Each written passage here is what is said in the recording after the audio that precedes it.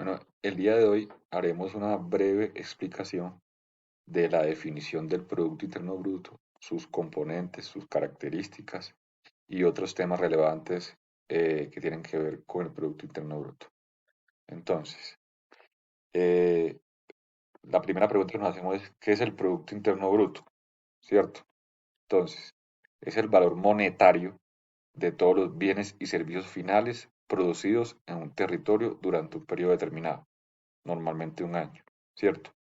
Valor monetario de bienes y servicios, pero ¿qué se entiende por bienes y servicios?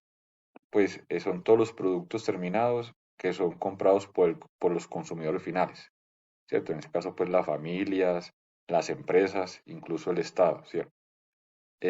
Por ejemplo, alimentos, tecnología, vestidos y otros tipos de bienes. Por servicios, pues todas las actividades que son contratadas eh, eh, en el país, por ejemplo, servicios de construcción, servicios educativos, servicios de educación, ¿cierto? Servicios de restaurante. Todos esos son servicios que son consumidos por las personas de un territorio. Así, el PIB será la suma del costo total de todos esos bienes y servicios adquiridos por los habitantes en el territorio colombiano, por ejemplo, y durante un periodo de tiempo, que por lo general pues, se calcula año a año. La función del PIB es medir el nivel de riqueza de un país en un lapso definido. Es decir, el PIB sirve para diagnosticar si la economía nacional está en crecimiento o si por el contrario enfrenta una caída, lo que influirá en las políticas económicas por implementar. Pues esto, en otras palabras, ¿qué quiere decir?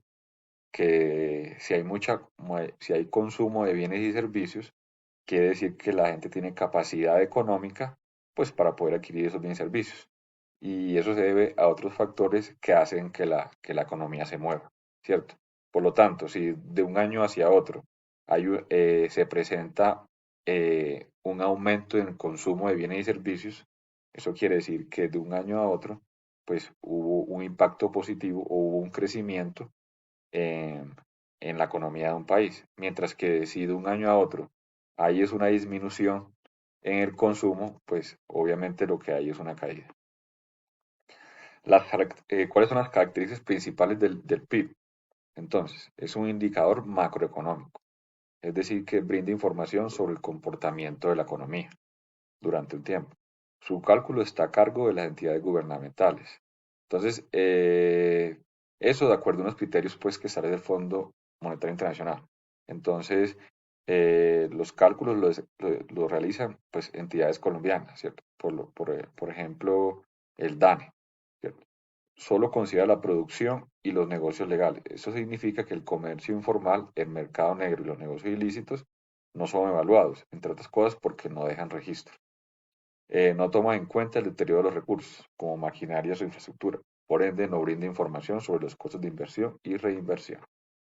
Entonces, esos son los cuatro elementos importantes sobre el Producto Interno Bruto.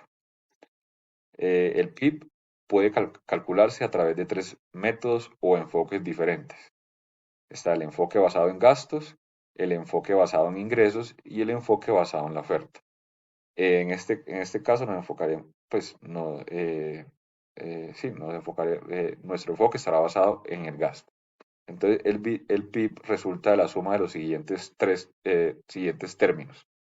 Consumo, que es la C, gasto, que es la G, inversión, que es la I, la X, que es las exportaciones, y la M, que son las importaciones. Entonces, el consumo, ¿qué es? Pues el consumo de bienes y servicios por parte de personas naturales o de personas jurídicas. Y el consumo público, pues lo que gasta el Estado, ¿cierto? En bienes y servicios. Está el gasto público, que es el realizado por el Estado en la adquisición de bienes y servicios. Y están las inversiones, que es la adquisición de activos productivos como bienes de capital, o sea, maquinaria y equipos. Existen sí es importante precisar que de los gastos hay cuatro tipos de gastos, que son los gastos corrientes, que son los gastos operativos del Estado, los gastos de capital, que es en adquisición de activos, de transferencia que se transfieren a personas, a las familias, pues, y a las personas jurídicas por ejemplo, transferencia para gastos sociales, ¿cierto? Y la inversión que es para aumentar la inversión del Estado y así generar más gasto público. Esos son los cuatro tipos de gastos públicos que existen. Y por último, pues tenemos los factores de producción, que son los insumos que se utilizan pues, para producir bienes y servicios. Así puede dividirse. En ese caso lo vamos a enfocar en tres, que son los más importantes, que es la tierra, el trabajo y el capital. Entonces, el factor de producción tierra comprende todos los recursos naturales que pueden ser utilizados en el proceso productivo.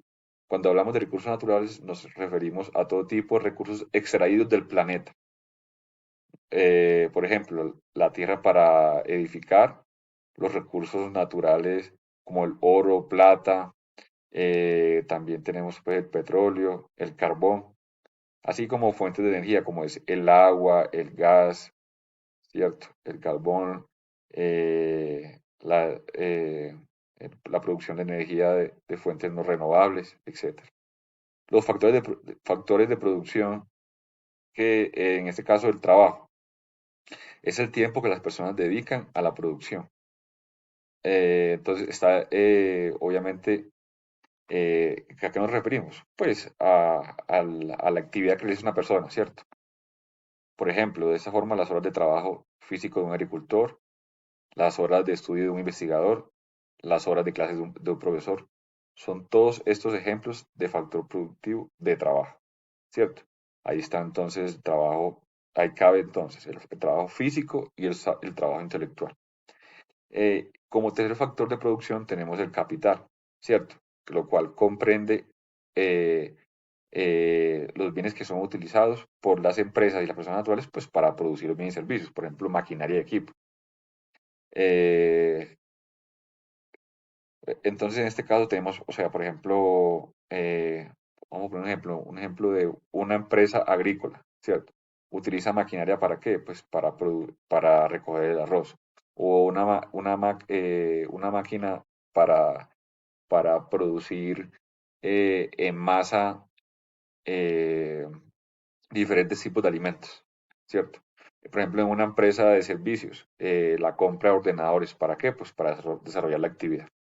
Entonces, yéndonos a un ejemplo práctico, se presenta una mezcla de los tres factores que se acaban de mencionar, tierra, trabajo y capital, por ejemplo, en la producción de lechuga. O sea, ¿tierra en qué sentido? Que necesitamos tierra para cultivar, ¿cierto? Entonces utilizamos la tierra pues para cultivar las lechugas.